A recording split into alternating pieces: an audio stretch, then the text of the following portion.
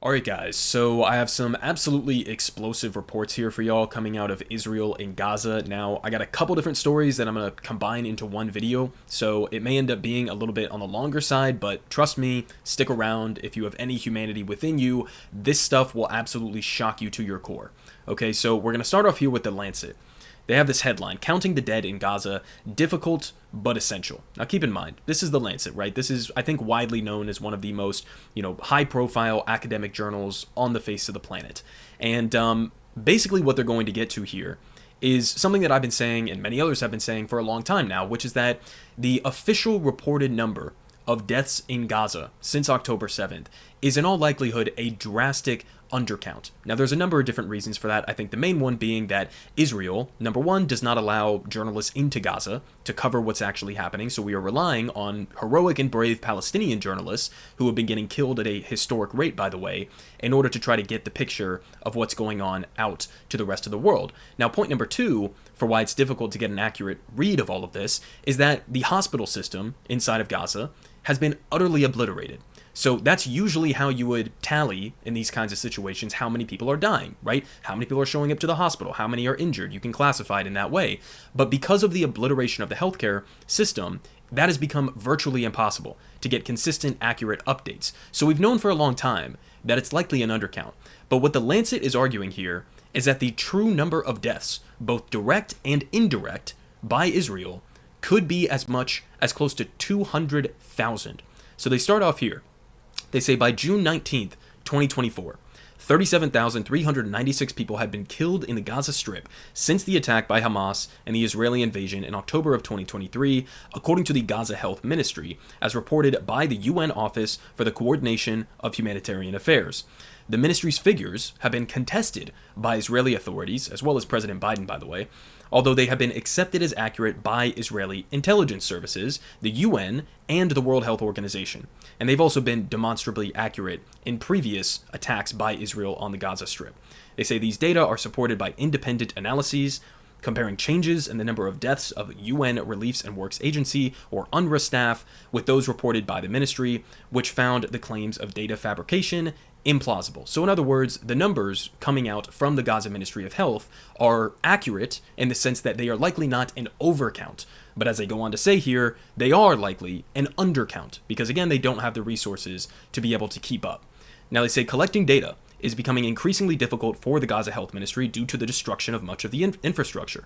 The ministry has had to augment its usual reporting based on people dying in its hospitals or brought in dead with information from reliable media sources and first responders. This change has inevitably degraded the detailed data recorded previously, and consequently, the Gaza Health Ministry now reports separately the number of unidentified bodies amongst the death toll.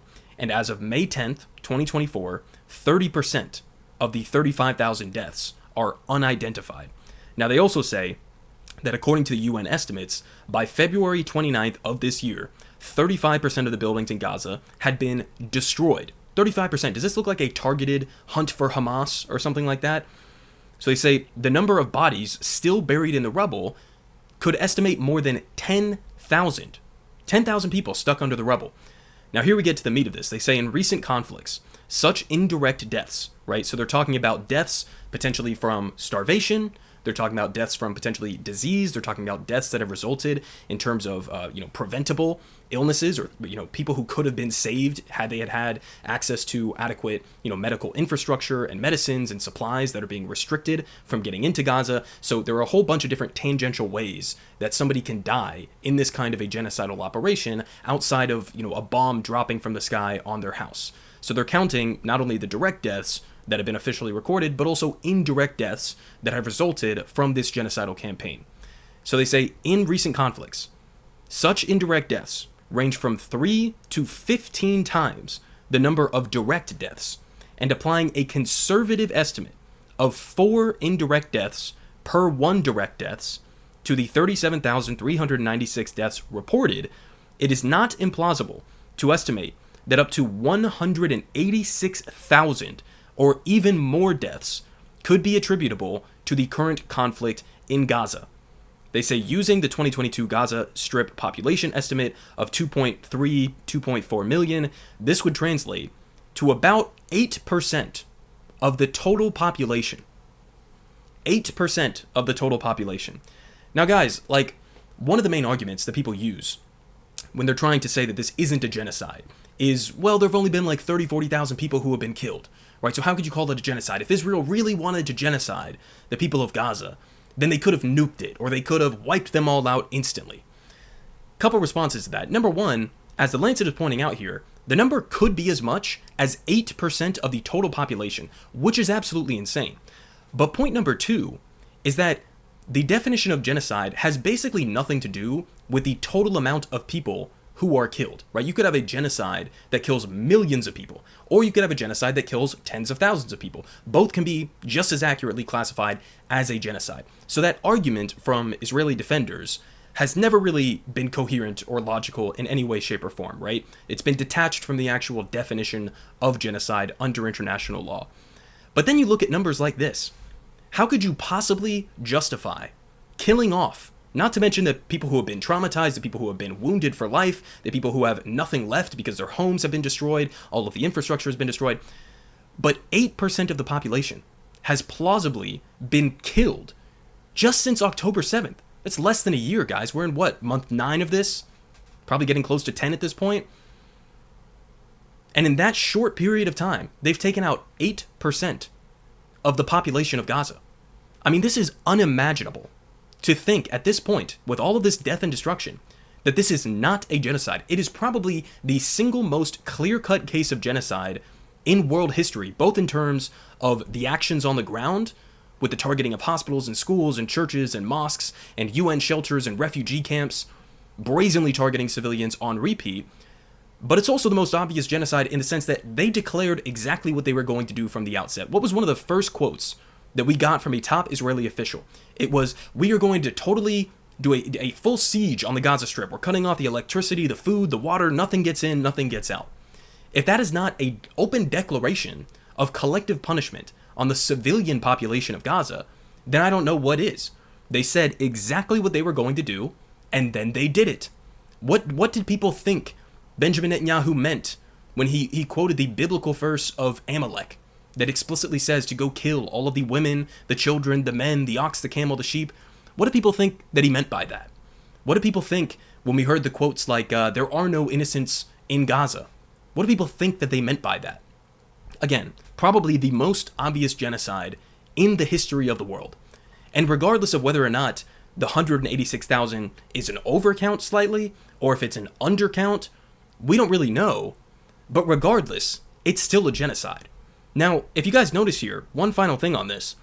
I mean, they say in similar conflicts, right, the estimate of indirect deaths is usually between 3 to 15 times the amount of direct deaths. They went with a low estimate here, guys. They went with a ratio of 1 to 4. They could have gone as high on the higher end to say it could be 1 to 15 as a ratio. And if that's the case, then we could legitimately be looking at a death toll, not a casualty toll, but a death toll of what, close to 500,000 at this point? I mean, guys, I've been saying this for a while. Again, when we get to the end of this, whenever that possibly may be, however that may possibly be, this is going to come out as being unimaginably worse than even what I've covered on this channel, which is, in and of itself, probably the worst thing that has happened in my entire lifetime. I mean, it's all just unimaginable. Now, again, I've said this before, but you read stories like that, and understanding more information is going to come out on this in the future. 10 years from now, I guarantee you guys that many of the people who we are and have been seeing justify and defend what Israel is doing, and even helping to give weapons to Israel to do what they are doing, those same people are going to turn around and pretend like, oh, I was against this the whole time. But we got the receipts, right? And we will never let those people live it down. One of the greatest atrocities of the modern age. I mean, that's not an exaggeration to portray it like that. Now, we also have this. Moving on to the second story here from 972 magazine that has been doing fantastic reporting throughout the entirety since October 7th. And their latest piece is this. I'm bored, so I shoot. The Israeli army's approval of free-for-all violence in Gaza.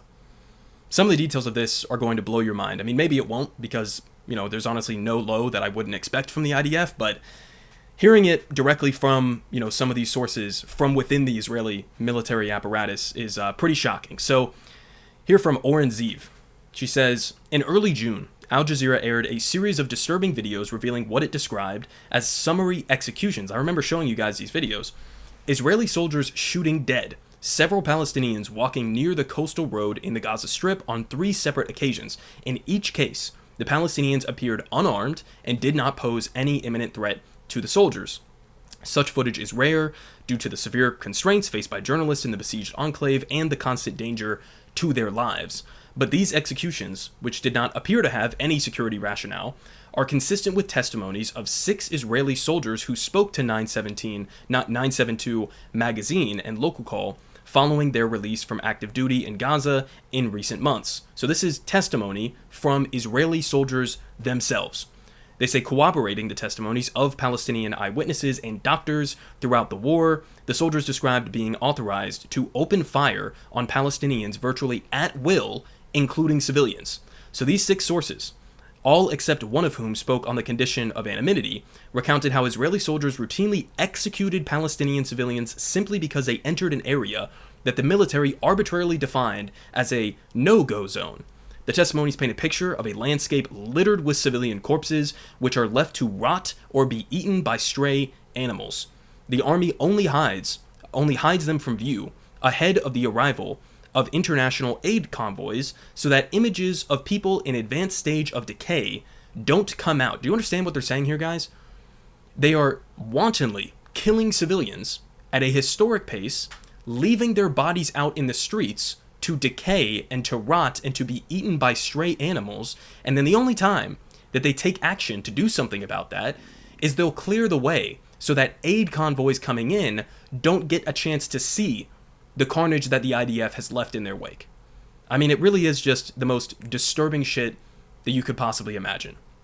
They say 2 of the soldiers also testified to a systemic policy of setting Palestinian homes on fire after occupying them. And go follow, I think his name is Tiwari on Twitter, like Tirwari, and he's constantly posting videos that IDF soldiers are posting themselves on social media of them committing war crimes like this. I just saw one the other day of an IDF soldier in a house that had been either cleared out or they killed the family or who knows what happened. But he just had a blowtorch in his hand and he was just lighting a bed on fire.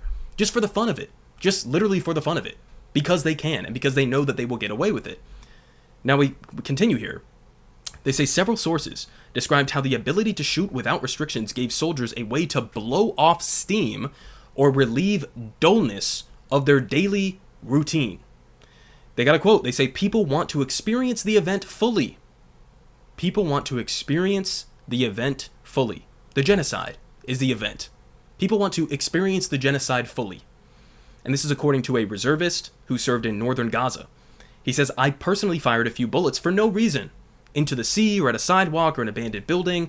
They report it as normal fire, which is codename for, again, I'm bored, so I shoot. How many innocent Palestinian men, women, and children do you think have been killed because some IDF fuck got bored in the middle of his day and wanted to get a better picture of what it feels like to be in the midst of committing a genocide? How many people do you think have been killed in that fashion? They continue here with more quotes. There was total freedom of action, said B, another soldier who served in the regular forces in Gaza for months, including in his battalion's command center. He says, if there is even a feeling of threat, there is no need to explain. You just shoot. Sounds like American police, honestly. I wonder where American police get their training, by the way. When soldiers see someone approaching, quote, it is permissible to shoot at their center of mass, in other words, a kill shot, and not into the air. It's permissible to shoot everyone, a young girl, an old woman. So they see somebody in their peripheral vision, and they just have the authority, oh, I'm going to turn around, oh, I got spooked by you, sorry, just killed a family, just killed a young child. Oops, sorry. He went on to describe an incident in November when soldiers killed several civilians during the evacuation of a school close to the Zaytun neighborhood of Gaza City, which had served as a shelter for displaced Palestinians. The army ordered the evacuees to exit the left toward the sea rather than to the right, where the soldiers were stationed. When a gunfight erupted inside the school, those who veered the wrong way in the ensuing chaos were immediately fired at. They say, quote, "There was intelligence that Hamas wanted to create a panic. A battle started inside. People ran away. Some fled towards the sea, but some ran to the right, including children. Everyone who went to the right was killed. 15 to 20 people. There was a pile of bodies." So, in other words, guys, they pulled up to a school that was being used to house displaced innocent men, women, and children who had been displaced by whom? The IDF, right? So they pull up to that school to get into a fight. A fight breaks out. Who knows what caused that? Who knows what they actually mean by gunfight, broke out randomly. And then they just decide anybody who turned to the right. In the middle of bullets flying around, chaos. We're talking about fucking children here, guys. So a child is taking shelter in a school. They start to hear bullets flying around them. They panic. You got a 50-50 shot, left or right. And they accidentally go right. And then they're shot and they're killed.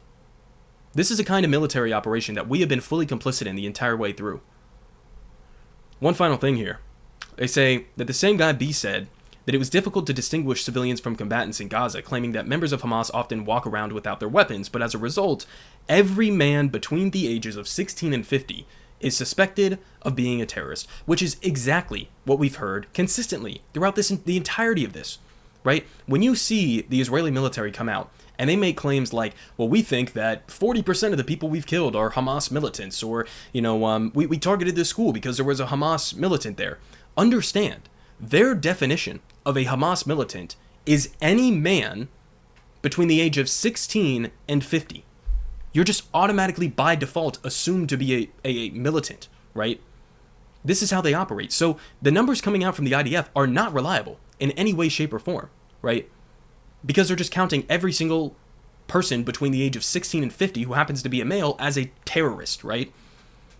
This is a kind of structure that they have been using throughout the entirety of this. This is also, by the way, how they end up killing their own hostages. Remember when they killed 3 of their own hostages who were waving white flags? This is how that kind of thing happens. When they're so trigger happy that they're instantly ready to kill anybody who stands in their field of view, and when they have the authority to do so, and when they assume, hey, we just saw some young men, they must be Hamas, and they open fire. They end up killing their own hostages. And in some cases, they end up killing their own fellow soldiers. There's been a ton of different instances of friendly fire with the IDF because of how trigger happy they are. I mean, just such disturbing stuff throughout the rest of this story. I highly recommend you guys go and read through the entirety of this. Of course, all of my sources are going to be in the description, so go read the rest of this article. I mean, it really gives you a picture in terms of the mindset of many of these IDF soldiers. Now, to give you another short picture of that here, I got a quick clip from Mehdi Hassan, who has a new documentary coming out through his independent outlet that he recently launched called Zeteo, and it's called Real Israel, I guess is what the film is called, and or Israel's Real Extremism, and this will be linked down below in the description as well. But let's just watch a short little trailer for this, right? I'm going to put it on 1.25 times speed, of Israeli soldiers admitting basically some of the same stuff we just read in that 972 article, right? Here's a soldier saying that they've destroyed the university. There's no more education now in Gaza. I think the education in Gaza was something you need to preserve. People find it's humiliating, Oh, maybe humiliating. I don't. Someone's home and As I told you before, I don't see any problem with humiliating the Palestinians. There is nothing with humiliating. There is nothing wrong with humiliating Palestinians. Notice he didn't say, oh, I want to humiliate Hamas or militants. He said Palestinians. And he was talking in the context of a video of the IDF destroying a Palestinian school in Gaza. In some instances, they've done controlled demolitions of university buildings. You know what that is? A controlled demolition? That means there are no Hamas militants in there. That means you had time to do significant damage to the structure of the university already, send troops to go into the structure, rig it with explosives, step back, and then flatten it to the ground. Because you didn't want the university system to be in place, right? And this is something I've reported on in the past. Some people are using the term, some experts are using the term scholasticide, in the sense that, similar to the hospital system, they have utterly obliterated the entire education system inside of Gaza. Not for military purposes, but as this guy was just admitting there, for the purpose of humiliation, right? Now we continue here. ברור שיש תחושת עליונות. ביום יום אני הולך עם תחושת עליונות, אל מול עזה. מי לא מרגיש עליון ביחס אליהם? There is a feeling of superiority. I walk around Gaza and I feel superior to them. And yet, our government here in the United States is busy passing resolutions to declare that Israel is not racist. Israel is not an apartheid. I mean, it's just a sick joke, guys. Now, we also have this quote here from Gideon Levy, a well-respected Israeli journalist for Haaretz. And he said, "Watch this documentary and see Israel." There was a later part in this that I'll skip ahead to here. I recommend you guys go watch this when it comes out. It's not out yet. But there was a part at the end here where it's literally like back-to-back quotes where they go from saying the most genocidal shit that you've ever heard in your life. One of them even says, like, how many Palestinian civilians will it take to wipe out Hamas? If it's 1 million, then okay, fine. 1 million is fine, right? And then literally the next sentence is, how dare you call us genocidal? How dare you say that we're in the midst of committing a genocide? It's like, bro, you literally just said that you're okay with 1 million civilians dying out of 2 million. That's half the population right there. And you just brush that off like it was nothing, and then you get mad and offended when people say it's a genocide. In what world is it not? Now again, we move on. Couple last things here that I'll mention, and then we'll end the video off. Here from Reuters. And this is unfortunately a story that you probably could have printed in, any week throughout the last 8-9 months at this point. And it would have been the same story here. Israeli strike kills 16 at Gaza school. Military says it targeted a gunman. Oh, what do you know? The same fucking line that we hear whenever they target literally anything. Where's their evidence? Oh, whoops, they don't have any to provide to us, right? But they killed 16 at a school. Now notice, this is different than the other one that we just read in 972 about them also attacking children where the bodies were piling up outside of that school. This is a different one. This was just recently on July 6th. Some of the details here, they say at least 16 people were killed in an Israeli airstrike on a school sheltering displaced Palestinian families in central Gaza last Saturday, according to the Palestinian Health Ministry. And of course, again, Israel is saying they're targeting militants. The health ministry said that the attack on the school in the Al-Nusrayat killed at least 16 people and wounded more than 50. Now, they also say at the scene, Ayman said that he saw children among the dead, saying, quote, "We came here running to see the targeted area. We saw bodies of children in pieces. This is a playground. There was a trampoline here. There were swing sets and vendors." More children killed in another attack on a Gaza school, sheltering displaced Palestinians. Again, that's a story, almost word for word, that you could have heard from me in any one of my videos over the last 8-9 months. Now, one final thing here, or two final things here. They say among those killed in separate airstrikes on the same Saturday were 5 local journalists, raising the toll of journalists killed since October 7th to 158, according to the Hamas-led Gaza government media office. 158 journalists. This is a historic pace in terms of killing journalists in any conflict that you want to compare it to throughout, the last 100 years. I mean, 5 journalists killed in one day. 5 journalists killed in one single day. This is why it's such a struggle to get an accurate picture on what's going on the ground right now. One final thing here. Rafah operations. Israeli forces, which have deepened their incursions into Rafah. Remember when that was a red line for Biden? What happened to that? In the south of the enclave near the border with Egypt, they killed 4 Palestinian policemen and wounded 8 others in an airstrike on their vehicle on Saturday. So the reason that I thought it was important to bring this up is because this is also something they've been doing on repeat, and this is actually also something that even the US government was trying to get them to stop doing. They keep killing the Gaza police. Not Hamas, not another Palestinian militant force, the police. Now, the reason why this is important, even to the United States, is because I think to some extent, even though Biden isn't willing to do anything to pressure Israel to stop blocking the aid, they do want more aid to be getting into Gaza. And part of the only way that you can actually facilitate the distribution of aid throughout Gaza is if you have some sort of security on it, right? Otherwise, it's going to devolve into chaos. And they're intentionally targeting these police officers so that it will develop into chaos, so that it's impossible to facilitate the delivery of aid in and around Gaza. So I thought that was also important to bring up. Now, I won't get into the details of this because I've covered, a lot of other reporting on this exact same thing before, but this is just important to mention because this is the major, Israeli news outlet, Haaretz here. Some people say it's like the New York Times equivalent in Israel. And they're finally catching up to what many other leftist journalists and outlets have been reporting on for a while now, which is that the IDF ordered the Hannibal Directive on October 7th to prevent Hamas from taking soldiers captive. So if you don't know what the Hannibal Directive is, I'm sure most of you guys do at this point, but it's basically this Israeli doctrine or procedure that says it is better for us to kill our own people, whether they're civilians or soldiers. It's better for us to kill them ourselves than to allow them to be taken hostage to Gaza, right? Because they don't want to end up in a situation where Hamas has their hands on some IDF soldier and then they can negotiate to have the release of Palestinians who are in Israeli detention and Israeli hostage facilities. So they don't want to end up in that kind of a dynamic. And so instead they're like, we're just going to kill our own people.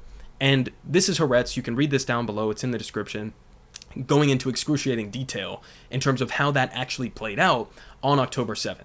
They talk about the fact that they opened up the authorization for the use of drones on many of the vehicles and artillery as well on many of the vehicles that were leaving, going out of Israel once the attack had sort of wrapped up on October 7th and going back to Gaza. They basically said, we don't want a single vehicle to be able to make it back to Gaza. Now, they obviously knew that there were Israeli hostages in many of those vehicles.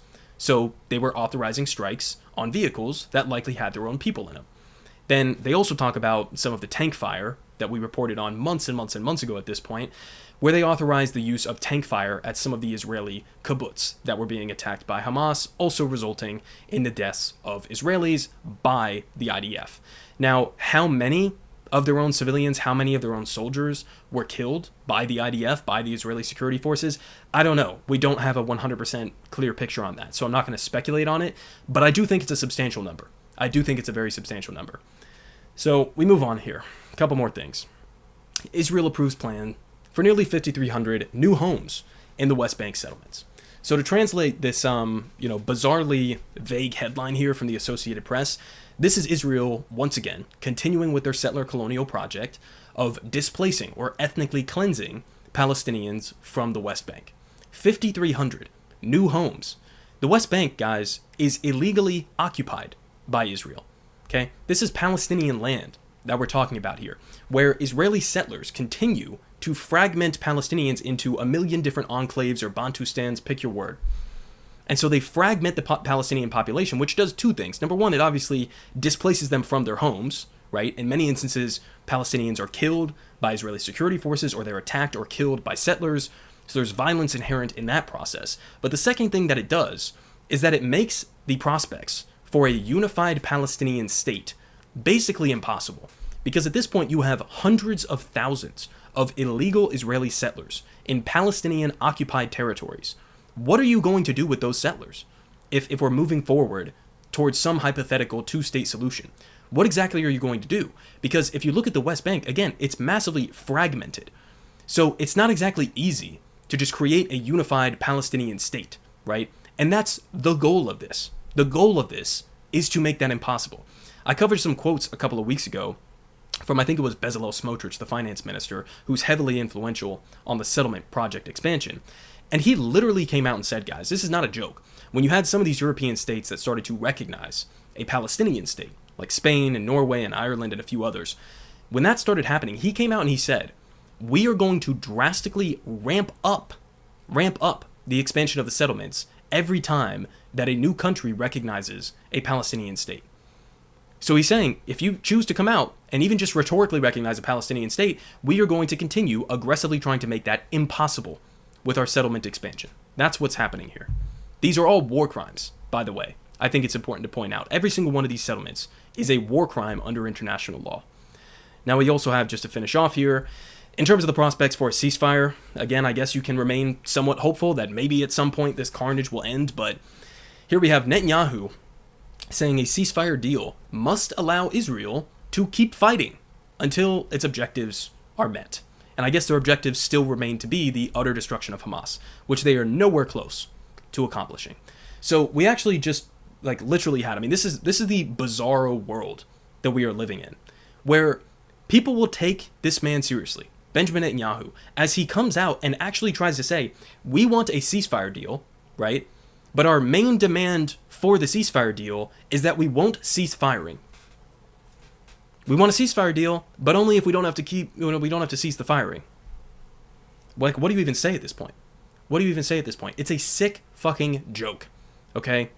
So just to recap for you guys, what we just covered in this video. We have the Lancet, one of the world's most foremost academic journals, coming out and estimating that 186,000 Palestinians have been killed so far. Way above what the current estimates are. We have reporting from 972 magazine on how Israeli soldiers are wantonly killing civilians, claiming that every single man between the age of 16 and 50 is a terrorist, and shooting people because they're bored, I guess, that day, lighting homes on fire as well. We also have an airstrike on a school, once again, killing displaced Palestinians who are trying to use it for shelter. We have confirmed that the IDF, according to Haaretz, used the Hannibal Directive and killed their own people on October 7th. And then finally, we have the expansion of the settlements and Benjamin Netanyahu saying that a ceasefire somehow doesn't mean ceasefire. I mean, it's all sick, right? Now, what is the United States doing amidst all of this? I mean, the media conversation here, granted, lately has been mostly focused on the fact that the president is fully senile at this point. So, the Gaza stuff has been getting pushed to the wayside a little bit. But what else has our government been doing? I mean, we're continuing to send them weapon shipments. We're continuing to give them protection diplomatically and attacking the ICJ and the ICC on their behalf. And we're also, by the way, this month going to be inviting one of the most notorious war criminals on the face of the planet, Benjamin Netanyahu, to our government, to our Congress, to go and speak in front of the American people. I mean, it's all just so beyond disgusting. Now, when/if Benjamin Netanyahu does come to the United States and he comes to Washington, D.C., where I happen to be located, I'm going to be out there. I'm going to be out there in the streets protesting, right? So maybe I'll have some coverage of that when it actually happens. But, I mean, again, guys, every single time that I check back in, which is basically every day on what's happening, it just gets darker and darker.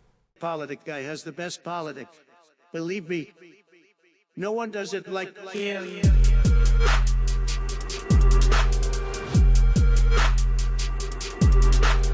Believe me, everyone is saying